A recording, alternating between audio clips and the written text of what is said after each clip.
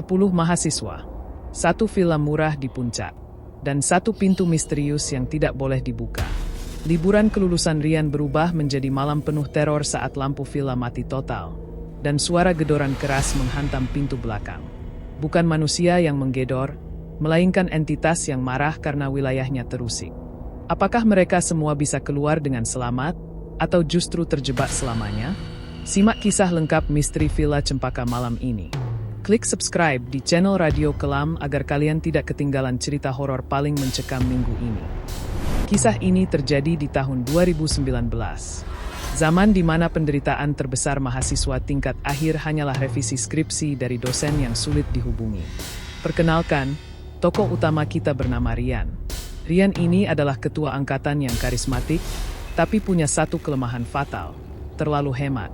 Prinsip hidup Rian adalah, selama ada yang murah, kenapa harus bayar mahal? Rian baru saja menyelesaikan sidang skripsinya dengan nilai memuaskan. Untuk merayakan kebebasan, Rian punya ide. Guys, kita liburan yuk ke puncak. Healing tipis-tipis sebelum jadi budak korporat. Gue yang atur akomodasi, ajak Rian di grup WhatsApp. 9 temannya setuju. Ada Dinda, pacar Rian yang logis, Bayu, si badut tongkrongan, Sinta, yang sensitif dan mudah takut, serta Agus, Reza, Tio, Mela, Tari, dan Rani. Tantangan mereka cuma satu, budget. Rian menemukan satu tempat tersembunyi bernama Villa Cempaka. Fotonya di aplikasi agak buram, tapi deskripsinya menggiurkan. Villa klasik luas, 5 kamar tidur, harga promo spesial, 500.000 per malam. Dibagi 10 orang, cuma 50.000 per kepala. Yan, lu yakin ini villa beneran? Bukan bangunan terbengkalai yang dikasih wifi kan?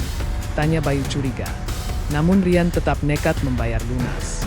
Sabtu pagi, mereka berangkat. Perjalanan Jakarta Puncak akhir pekan sangat luar biasa macetnya. Setelah drama nyasar karena diarahkan ke jalan tikus yang curam, mereka sampai menjelang maghrib. Lokasinya sangat terpencil, dikelilingi hutan pinus yang gelap dan berkabut. Gila, ini villa atau lokasi syuting film horor. Celetuk Bayu saat melihat bangunan tua bergaya Belanda yang kusam dan dipenuhi lumut. Udara di sana dinginnya lembab dan berat. Pintu utama villa terbuka perlahan. Muncul sesosok pria tua bernama Pak Maman. Dia memakai peci lusuh dan menatap rombongan dengan tajam. Mari masuk. Keburu maghrib. Nggak baik di luar jam segini, ucapnya berat. Di dalam, perabotannya serba jadul dan berbau apek kayu tua. Pak Maman membawa mereka ke dapur dan menunjuk sebuah pintu kayu yang sangat tebal dengan 3 grendel besi besar serta palang kayu. Dengar baik-baik, peringatan Pak Maman membuat suasana tegang. Jangan pernah buka pintu belakang ini setelah matahari terbenam. Apapun alasannya, sekalipun ada yang mengetuk atau memanggil nama kalian. Kenapa Pak? Ada orang jahat? Tanya Bayu gemetar. Bukan, orang jahat mau ambil harta. Tapi kalau yang di luar sana, dia mau ambil sesuatu yang kalian punya, tapi nggak bisa dibeli lagi. Pak Maman juga melarang mereka melewati pagar kawat berduri di belakang villa. Hutan itu tanah milik mereka. Setelah Pak Maman pergi, Bayu mencoba mencairkan suasana. Gimiknya dapet banget, bro. Cocok main film horor. Tapi Sinta yang berada di lantai atas merasa tidak tenang. Saat menyingkap gorden, dia melihat sesuatu berwarna putih berdiri diam di balik pohon pinus di batas pagar. Malam semakin larut. Saat mereka berkumpul di ruang tengah tepat tengah malam, lampu tiba-tiba berkedip. ZZT. Lalu terdengar suara dari arah dapur. Dari balik pintu kayu yang dilarang dibuka itu. Tok, tok, tok. Ketukan itu pelan dan jelas. Bukan suara angin. Bayu pucat pasi menatap Rian. Yan, siapa yang pesan makanan jam segini? Bisiknya tercekat. Padahal, tidak ada sinyal ponsel sama sekali di sana. Gimana pasukan Radio Kelam? Masih berani lanjut? Di bagian 2, kita akan melihat apa yang terjadi ketika salah satu dari mereka mulai penasaran dengan siapa yang mengetuk pintu itu. Pastikan kalian sudah subscribe, nyalakan loncengnya, dan tekan tombol like. Kita lanjut ke teror malam pertama. Halo pasukan Radio Kelam. Kita kembali lagi ke Villa Cempaka. Setelah sambutan hangat berupa ketukan pintu misterius tadi, 10 mahasiswa kita berusaha tetap berpikir positif. Mereka mencoba meyakinkan diri bahwa itu mungkin cuma suara kayu memuai, atau mungkin suara alam yang wajar di tengah hutan. Namanya juga denial, mekanisme pertahanan diri paling ampuh umat manusia. Malam pertama pun berlanjut. Apakah mereka bisa tidur nyenyak? Atau justru, tuan rumah, yang sebenarnya mulai menampakkan diri? Jam menunjukkan pukul 1.30 dini hari. Villa Cempaka sudah sunyi senyap. Hutan pinus di luar sana seolah memeluk bangunan tua itu dalam kegelapan pekat. Di kamar bawah, 5 cowok, Rian, Bayu, Agus, Reza, dan Tio, sudah terlelap. Suasananya cukup damai, kalau saja tidak ada satu masalah. Suara mendengkur Agus yang luar biasa keras, mirip mesin tua yang dipaksa bekerja. Bayu terbangun karena suara itu. Selain terganggu, Bayu merasakan hal lain, kebelet ke belakang. Efek minum soda dingin tadi sore mulai bereaksi. Bayu teringat peringatan Pak Maman, dia takut keluar kamar, tapi situasi sudah darurat. Daripada jadi masalah di kasur, mending gue keluar, gerutu Bayu pelan. Bayu melangkah keluar kamar. Udara di luar ternyata jauh lebih dingin dan berbau kayu tua yang lembab. Kamar mandi ada di dekat dapur. Itu artinya, Bayu harus melewati ruang tengah dan lorong yang mengarah ke dapur, tempat di mana pintu terlarang itu berada. Bayu berjalan cepat. Tap tap tap. Dia berhasil menyelesaikan urusannya secepat kilat dan buru-buru keluar lagi. Lega. Sekarang tinggal lari balik ke kamar. Tapi, saat hendak berbelok ke ruang tengah, langkahnya terhenti. Crack! Suara lantai kayu diinjak. Berasal dari ujung lorong dapur. Bayu mematikan senter HP-nya. Cahaya bulan samar-samar masuk melalui ventilasi, memberikan sedikit penerangan. Dan di sana tepat di depan pintu belakang yang dilarang dibuka oleh Pak Maman, ada seseorang. Sosok itu berdiri mematung. Tinggi, besar, jauh melampaui ukuran manusia normal. Bentuknya seperti bayangan hitam pekat yang padat. Kepalanya agak miring, seolah sedang menempelkan telinga ke daun pintu, seperti sedang mendengarkan bisikan dari luar. Jantung Bayu seolah berhenti. Itu bukan Pak Maman. Pak Maman nggak setinggi itu, pikirnya panik. Tiba-tiba, sosok bayangan hitam itu perlahan memutar badannya. Bayu tidak bisa melihat wajahnya karena memang hanya ada kegelapan total. Tapi Bayu merasa, dia sedang diawasi dengan tajam. Dalam kepanikan, Bayu langsung menarik badannya dan merangkak kembali menuju kamar. Begitu sampai, dia langsung bersembunyi di balik selimut, berdoa semoga pagi segera datang. Dia tidak tahu bahwa di saat yang sama, teror lain sedang terjadi di lantai atas. Di kamar perempuan, Dinda terbangun karena kedinginan. Dia merasa selimutnya perlahan melorot sampai ke pinggang. Dia menariknya kembali. Baru saja mau terlelap. Sret, selimutnya ditarik lagi ke bawah. Pelan, tapi pasti. Dinda pikir itu ulah Sinta yang tidurnya banyak gerak. Sin, jangan tarik selimut dong, tegur Dinda pelan. Tidak ada jawaban. Dinda menarik kembali selimutnya dengan kesal dan menjepit ujungnya dengan kaki. Posisi aman. Tapi 5 menit kemudian. Sreet. Kali ini tarikannya kasar dan kuat. Selimut ditarik paksa dari arah kaki sampai terlepas dari cengkeraman tangannya. Dinda tersentak bangun. Dia menoleh ke samping. Sinta tidur meringkuk membelakangi Dinda. Selimutnya sendiri masih rapi. Mela pun tidur dengan tenang. Dinda perlahan mengalihkan pandangan ke ujung kasur. Kamar itu remang-remang, namun Dinda melihat dengan jelas. Ujung selimutnya terangkat sendiri di udara. Seolah ada tangan tak kasat mata yang memegangnya. Perlahan-lahan, bagian selimut yang terangkat itu bergerak maju, merayap naik ke arah tubuh Dinda. Dinda melihat lekukan di kasur yang tertekan. Seperti ada sesuatu yang sedang merangkak naik ke atas tempat tidur di bawah selimut itu. Dak, dak, dak. Dinda memejamkan mata rapat-rapat dan membaca doa sebisanya. Tiba-tiba ada hembusan angin dingin menerpa wajahnya, dibarengi aroma bunga melati yang menyengat namun terasa layu. Lalu, hening. Dinda memberanikan diri membuka mata. Selimutnya sudah jatuh terkulai. Sesuatu yang merangkak tadi sudah hilang. Dinda langsung membungkus seluruh tubuhnya, gemetar hebat. Malam itu, baik Bayu maupun Dinda tidak bisa tidur lagi. Mereka terjaga dalam ketakutan, mendengarkan suara langkah kaki dan garukan di tembok yang mulai hidup di Villa Cempaka. Gimana, pasukan Radio Kelam? Masih merasa selimut kalian aman? Coba cek ujung kaki kalian sekarang. Jangan lupa, kejadian ini hanyalah pemanasan.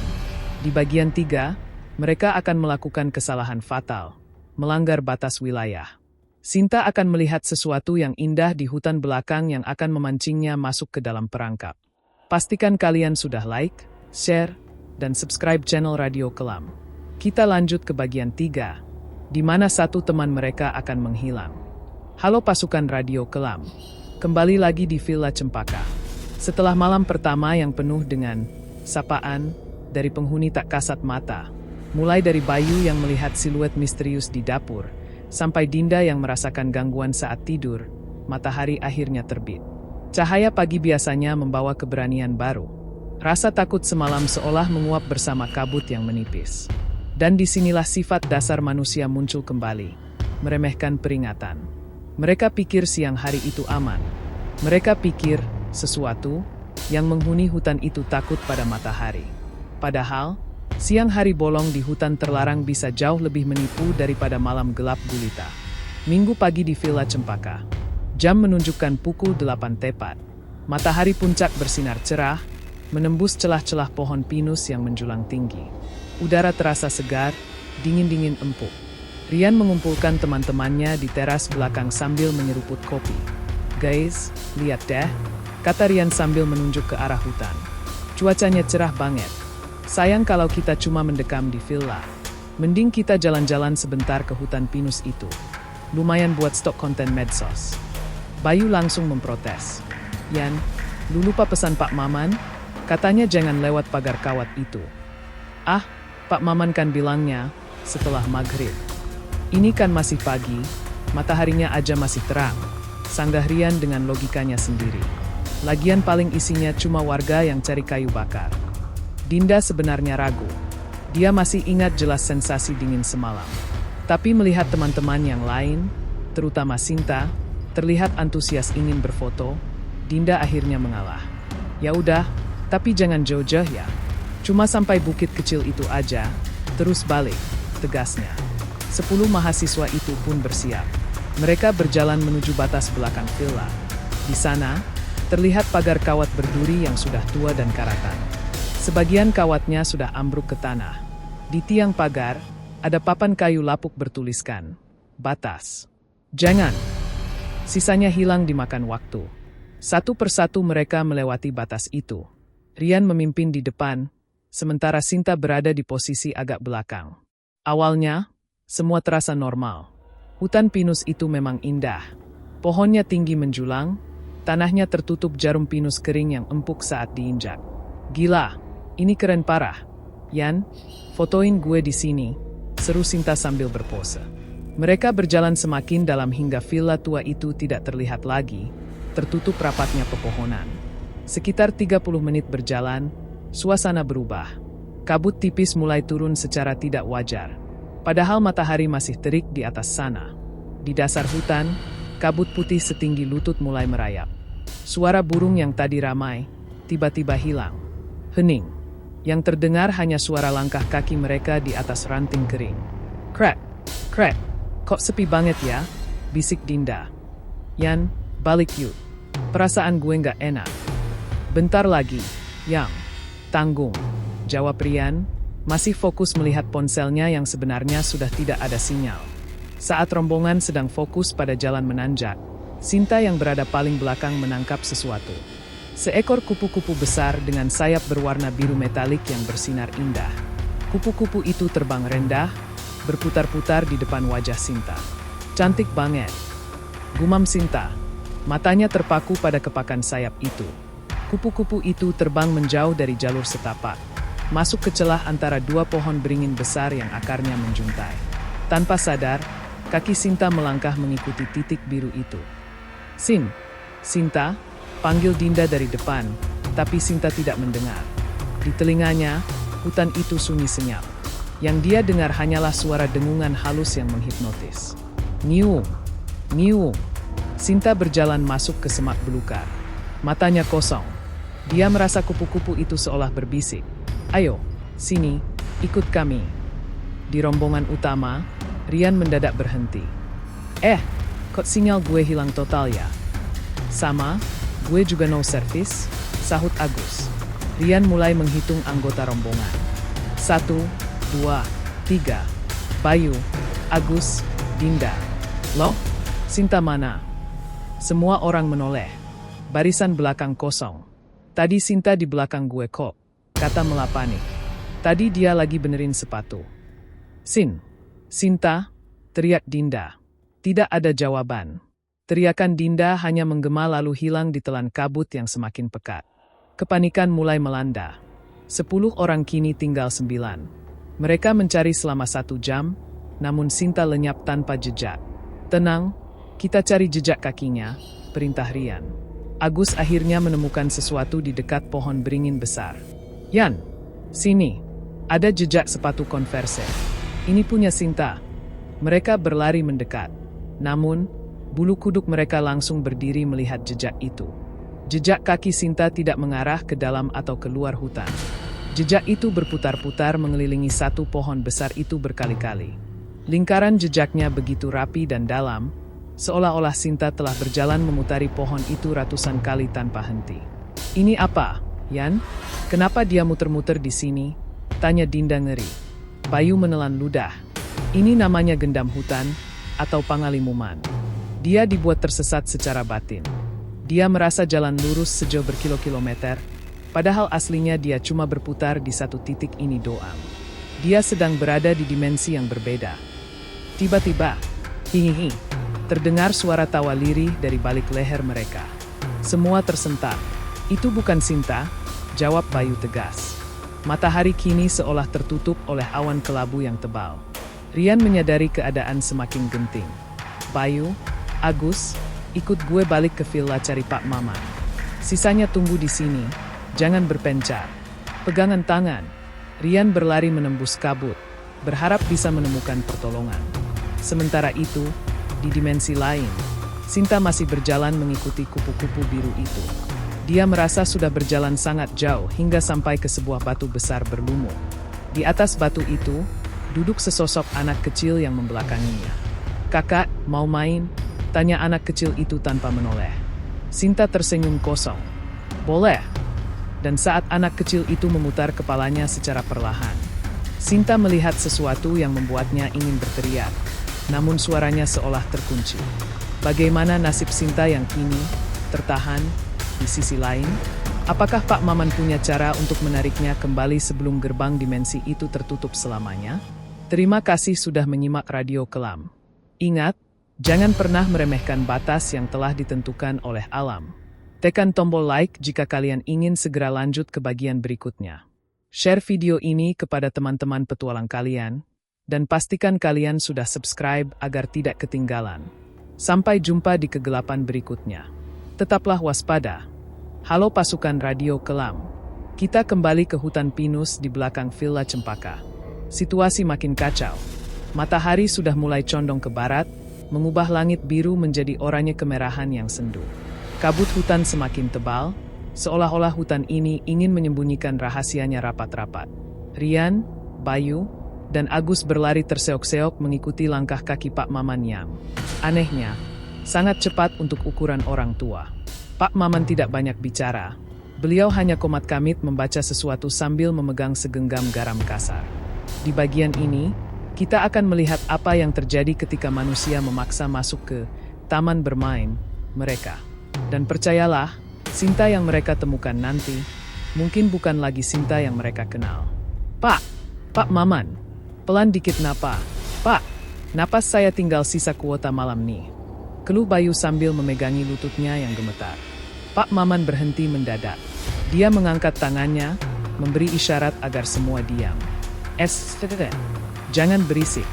Jangan sebut nama teman kalian sembarangan. Di sini banyak yang suka meniru suara, bisik Pak Maman tegas. Matanya tajam menyapu sekeliling hutan yang mulai gelap. Rian, yang keringat dinginnya sudah membasahi seluruh punggungnya, mendekat ke Pak Maman. "Bapak menemukan sesuatu." Pak Maman menunjuk ke arah sebuah pohon beringin tua yang sangat besar. Akar-akarnya menggantung panjang seperti tirai raksasa yang menutupi lembah. Di bawah pohon itu, terlihat sesosok manusia. Duduk bersimpuh, menghadap ke batang pohon. Diam mematung. Itu Sinta, seru Agus, hampir lari tapi ditahan oleh Pak Maman. Tunggu, lihat kakinya, perintah Pak Maman.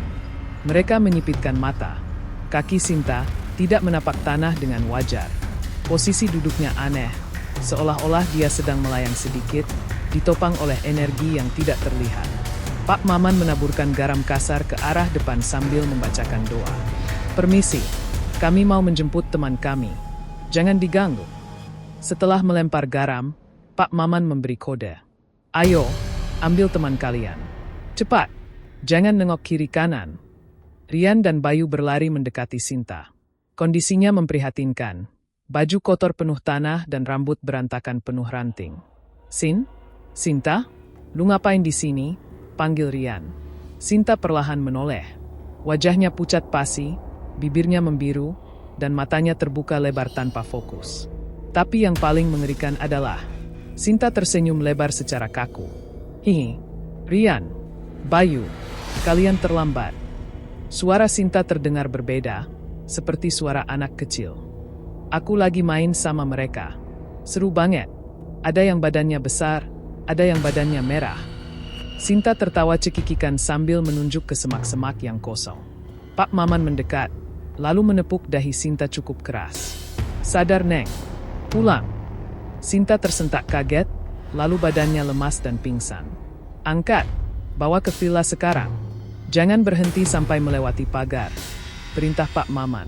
Anehnya, tubuh Sinta yang kecil itu terasa berat sekali. Seperti memikul karung beras 100 kilo. Sepanjang jalan kembali, Bayu merasa ada yang menarik-narik bajunya dari belakang, dan semak-semak bergoyang sendiri mengikuti langkah mereka.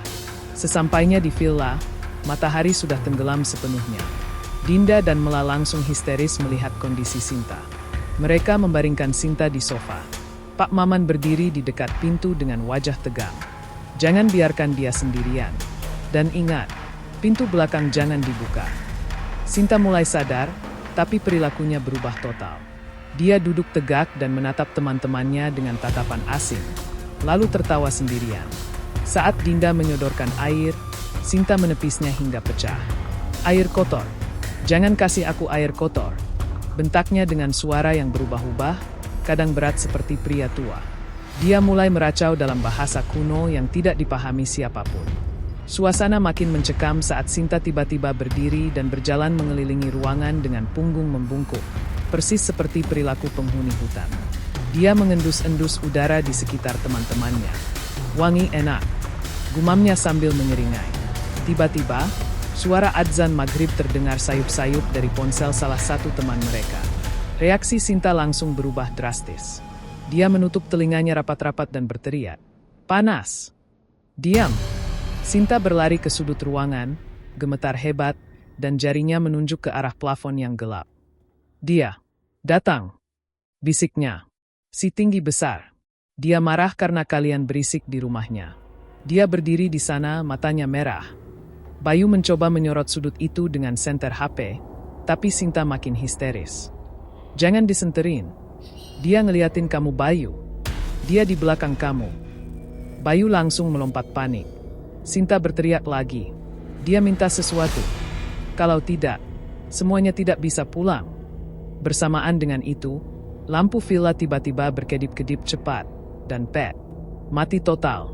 Dalam kegelapan total, hanya terdengar suara napas panik dan tawa Sinta yang mengerikan. Dari arah dapur, gedoran keras kembali menghantam pintu belakang. Brak, brak, brak. Seolah-olah pintu kayu tebal itu akan hancur didobrak sesuatu yang sangat besar. Dia mau masuk, bukain pintunya. Bisik Sinta di kegelapan. "Halo pasukan radio kelam. Kita sampai di titik nadir. Titik di mana logika sudah tidak berlaku, dan insting bertahan hidup mengambil alih. Jika kalian pikir malam sebelumnya sudah buruk, maka malam ini adalah definisi teror yang sesungguhnya. Villa Cempaka bukan lagi tempat liburan, tapi sebuah jebakan yang mengurung mereka dalam kegelapan. Posisi mereka saat ini terkunci di dalam villa yang gelap gulita. Di luar ada badai petir. Di dalam ada teman yang tidak sadarkan diri dalam kondisi yang sangat aneh.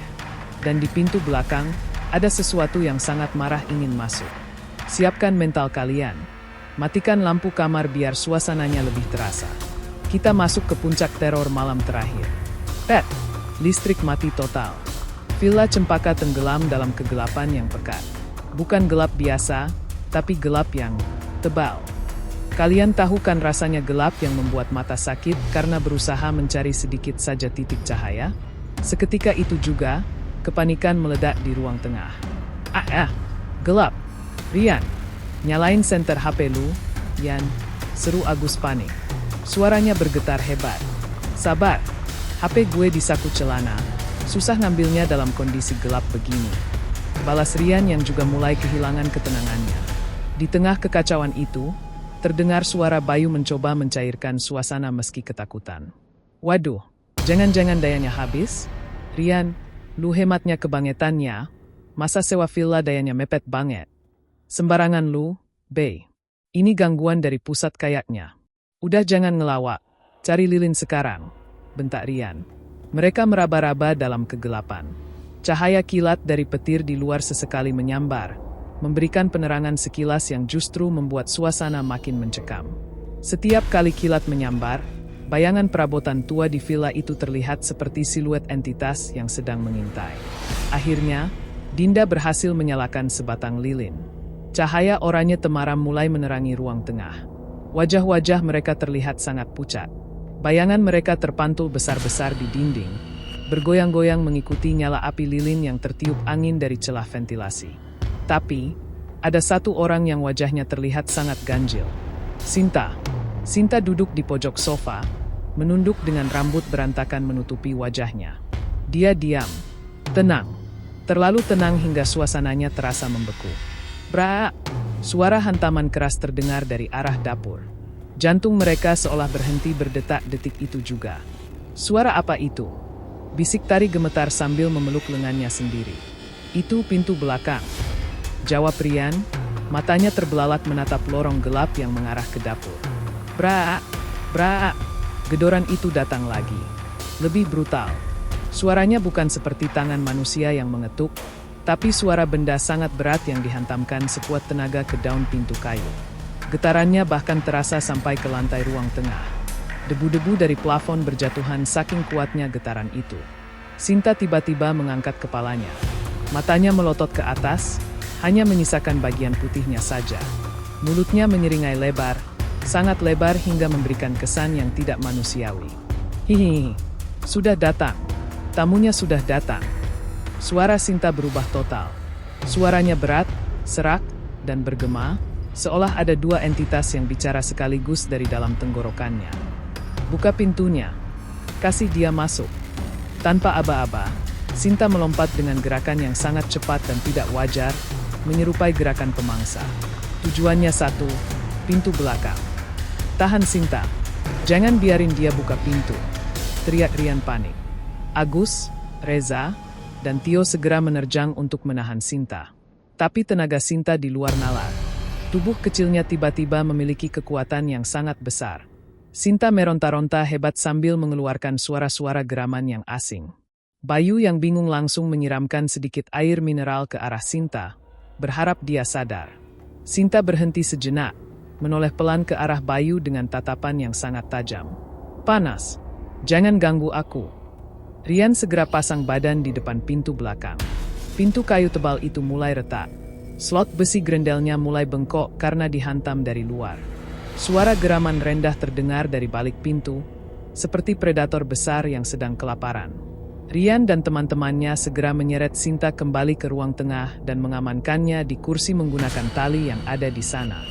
Setelah Sinta berhasil diamankan, Rian berjalan mendekati jendela kaca besar yang menghadap ke halaman samping. Cahaya kilat kembali menyambar. Cleger. Cahaya kilat itu menerangi halaman selama 1 detik. Dan dalam 1 detik itu, Rian melihat pemandangan yang membuat jiwanya terguncang. Di luar sana, di antara pepohonan pinus, berdiri sosok-sosok putih dalam jumlah yang banyak.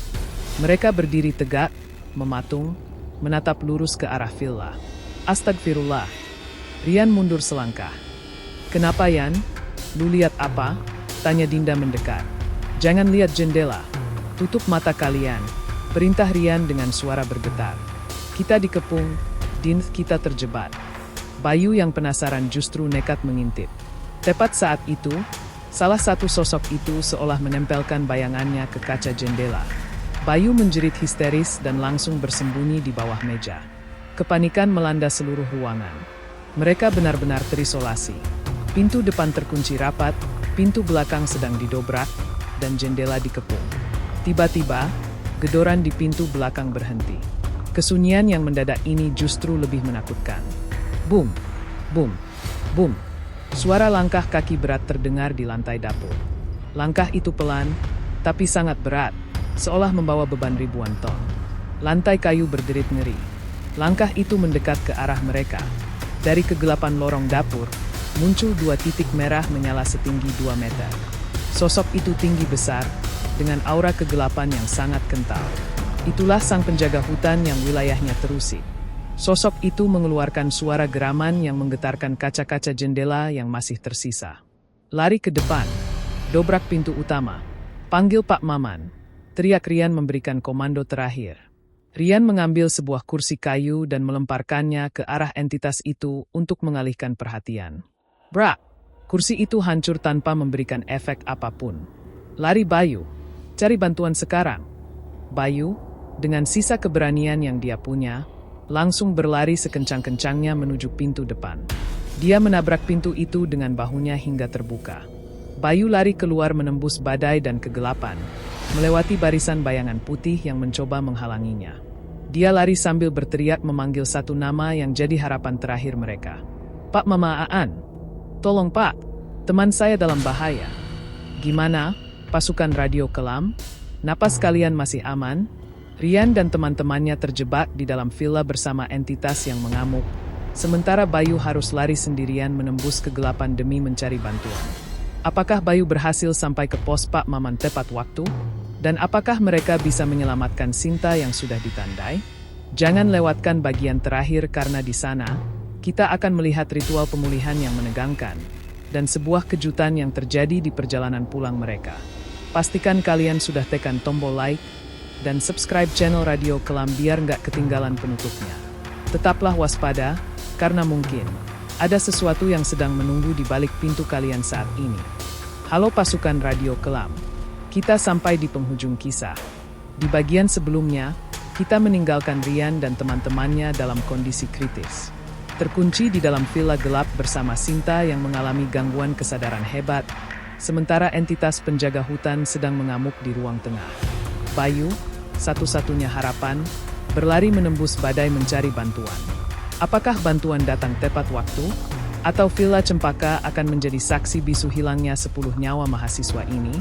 Tarik napas dalam-dalam. Pastikan pintu kalian terkunci. Kita masuk ke babak terakhir.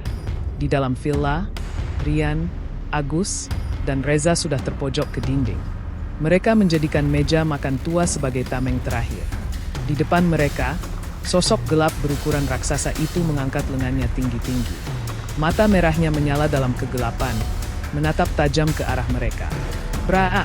Bukan gedoran pintu belakang, melainkan pintu depan yang didobrak paksa. Dari balik pintu, muncul cahaya terang yang menyilaukan mata dari obor bambu. Pak Maman berdiri di ambang pintu, basah kuyup, memegang obor di tangan kiri dan kantong kain di tangan kanan. Di belakangnya, ada Bayu yang tersengal-sengal dengan wajah pucat pasi. Minggir semua, teriak Pak Maman. Suaranya menggelegar penuh wibawa. Entitas besar itu menoleh ke arah Pak Maman dan mengeluarkan suara geraman tanda keberatan. Pak Maman tidak gentar. Beliau melangkah maju, lalu melemparkan isi kantong kainnya, campuran garam kasar dan bahan khusus, ke arah sosok tersebut. Begitu butiran itu mengenai tubuh si makhluk, terdengar suara desis keras seperti air yang disiram ke bara api. Asap hitam mengepul hebat. Bersamaan dengan itu, Sinta yang masih tertahan di kursi juga berteriak seolah merasakan panas yang sama. Agus, Reza, tahan Sinta. Jangan sampai lepas, perintah Pak Maman. Beliau memukulkan obornya ke udara, membuat gerakan memutar sambil merapalkan doa-doa perlindungan dengan sangat cepat. Perlahan namun pasti, sosok hitam itu mundur kembali ke arah dapur, ke arah pintu belakang yang sudah terusik. Pulang ke tempatmu. Ini bukan wilayahmu, bentak Pak Maman. Dengan satu raungan terakhir yang menggetarkan kaca, sosok itu lenyap menjadi kepulan asap yang tersedot keluar. Blam! Pintu belakang tertutup sendiri dengan keras. Bayu merosot duduk di lantai. Gila, Pak Maman benar-benar penyelamat kita. Pak Maman memaksa mereka semua keluar ke halaman depan meski hujan masih menyisakan gerimis. Cari apa saja yang bisa dibakar. Kayu kering, kardus, kursi rusak, bawa ke sini. Mereka bergerak cepat. Dalam waktu singkat, tumpukan kayu terkumpul di tengah halaman. Pak Maman menyalakan api unggun besar yang cahayanya menerangi seluruh villa. Dudukan teman kalian di dekat api, instruksi Pak Maman. Beliau membacakan doa ke segelas air, lalu membasuh wajah Sinta. Sinta tersentak hebat sebelum akhirnya tubuhnya lemas. Perlahan, matanya terbuka dan kesadarannya kembali. Rian? Dinda? Kok kita di luar? Dingin, ucap Sinta polos. Dinda langsung memeluknya sambil terisak lega. Sudah, gangguan utamanya sudah diredam, kata Pak Maman sambil menyeka keringat. Tapi kalian tidak boleh masuk lagi ke dalam villa malam ini. Energinya masih sangat tidak stabil. Lalu kita istirahat di mana, Pak? Tanya Bayu sambil menggigil. Masuk ke mobil. Nyalakan pemanas, parkir mobil melingkari api unggun ini. Jangan ada yang berpencar sampai matahari terbit. Malam itu terasa abadi. 10 mahasiswa itu berdesakan di dalam mobil dengan mata terjaga. Sinta mulai bercerita dengan suara lirih bahwa saat ia tidak sadar, ia melihat banyak sekali entitas yang mengelilingi halaman villa, seolah sedang mengantre untuk masuk. Pagi pun tiba. Tanpa menunggu lama, mereka langsung berkemas. Rian menyerahkan kembali kunci villa kepada Pak Maman beserta uang terima kasih dari sisa kas mereka. Pak Maman mengangguk, namun tatapannya masih menyiratkan kekhawatiran. Hati-hati di jalan. Ingat, kalau nanti di jalan ada yang terasa berat, jangan ditengok. Teruslah melaju sampai Jakarta. Pesan Pak Maman yang terdengar misterius. Iring-iringan mobil meninggalkan Villa Cempaka. Begitu ban mobil menyentuh aspal jalan raya utama, rasa lega luar biasa menyelimuti mereka. Di mobil pertama yang disopiri Rian, suasananya hening. Sinta duduk di tengah, menatap kosong ke depan. Sin, kamu oke? Nanti kita mampir makan ya? Tanya Dinda berusaha menghibur. Sinta tidak menjawab. Ia tetap menatap spion tengah mobil. Rian yang sedang menyetir merasa kemudinya terasa sedikit lebih berat dari biasanya. Sin, ada apa? Tanya Rian. Tiba-tiba, Sinta berbicara dengan nada monoton. Rian kemudinya terasa berat. Ya. Rian mengerutkan kening. Iya. Mungkin karena beban barang. Kenapa memangnya? Sinta tersenyum tipis, senyum yang tidak pernah Rian lihat sebelumnya. Soalnya, ada yang belum mau berpisah dengan kita. Sinta menunjuk ke arah kursi paling belakang, di sebelah Agus yang sedang bersandar pada tas carrier. Itu, di pojok belakang, ada yang duduk diam sejak tadi. Dia bilang dia suka dengan kalian. Dia mau ikut ke Jakarta. Agus yang mendengar itu langsung pucat pasi. Ia refleks bergeser mepet ke pintu. Sin, jangan bercanda. Aku sendirian di belakang. Tidak sendirian, Gus. Kata Sinta lirih, matanya melirik tajam ke arah ruang kosong di sebelah Agus. Dia sedang memperhatikanmu, dia tersenyum. Rian, ngebut Yan. Pindahkan aku ke depan. Teriak Agus histeris. Mobil menjadi kacau. Rian panik namun berusaha tetap fokus pada jalan setapak yang menurun. Sementara Sinta kembali menatap kosong dan perlahan mulai bersenandung lirih, melantunkan nada-nada pemanggil yang seharusnya tidak dinyanyikan. Rian menginjak gas lebih dalam. Ia tidak peduli lagi pada kemacetan, ia hanya ingin segera sampai di keramaian kota, berharap penumpang tak terlihat itu turun di jalan tol. Liburan itu berakhir, namun dampaknya membekas lama. Sesampainya di Jakarta, Sinta jatuh sakit parah dan membutuhkan waktu berbulan-bulan untuk benar-benar pulih secara mental dan spiritual. Pak Maman benar, hutan itu bukan tempat bermain bagi mereka yang tidak mengerti batas. Villa Cempaka masih berdiri di sana, di ujung jalan berbatu yang sunyi. Menunggu rombongan mahasiswa berikutnya yang tergiur harga murah. Dan mungkin pintu belakang itu masih menunggu untuk diketuk kembali. Gimana pasukan radio kelam? Masih mau mencari villa murah di puncak tanpa riset mendalam? Pelajaran buat kita semua. Jangan pernah meremehkan peringatan di tempat baru. Dan jika mobil kalian tiba-tiba terasa berat saat pulang liburan, sebaiknya jangan menengok ke kursi belakang. Terima kasih sudah mengikuti kisah misteri Villa Cempaka. Tekan tombol like jika kalian menyukai cerita ini. Bagikan pengalaman horor serupa kalian di kolom komentar. Dan jangan lupa subscribe channel Radio Kelam. Saya pamit undur diri. Selamat malam, tidur yang nyenyak, dan tetap waspada dengan siapa yang ikut pulang bersama kalian.